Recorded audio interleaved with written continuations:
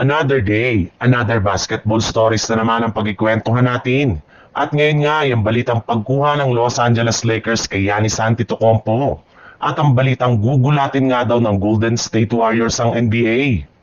Matapos nga na matalo ang Los Angeles Lakers laban sa San Antonio Spurs kahapon, ay marami na nga ang nagdududa sa kakayanan ng kanilang kupunan na makapag-compete sa kampyonato ngayong season.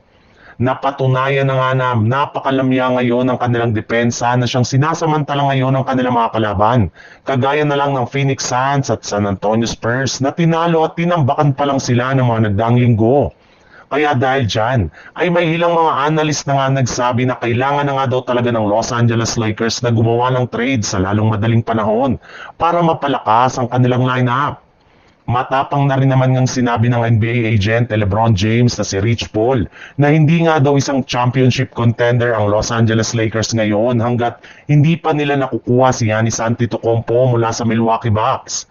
Sinabi rin naman nga nito na may chance rin naman nga talaga na makuha ng Lakers si Giannis basta't makapaghanap lamang sila ng isa pang bagong kupunan na makakatulong sa kanilang makapagsagawa ng isang 3-team trade kay Giannis.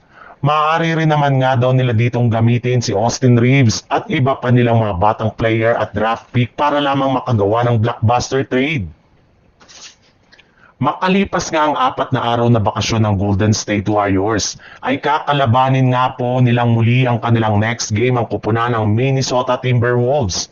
At bago pa man nga mag-umpisa ang kanilang laban, ay inanunsyo na nga ni Coach Steve Kerr na inaasahan na nga daw na maglalaro na dito ang kanilang superstar na si Stephen Curry, na sumama na rin naman nga sa kanilang ginagawang practice noong nakaraang araw sa loob ng kanilang pasilidad. Nakakagalaw at nakakatakbo na rin naman nga si Stephen Curry ng maayos sa loob ng court matapos ang ilang linggo niyang pagre-recover mula sa kanyang quad injury.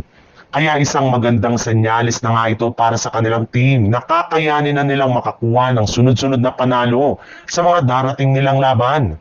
As of now nga ay 1 game lang naman nga ang kalamangan ng kanilang ika-7th seed na Phoenix Suns at 2.5 games naman ang kalamangan sa kanila ng ika-6th seed na Minnesota Timberwolves.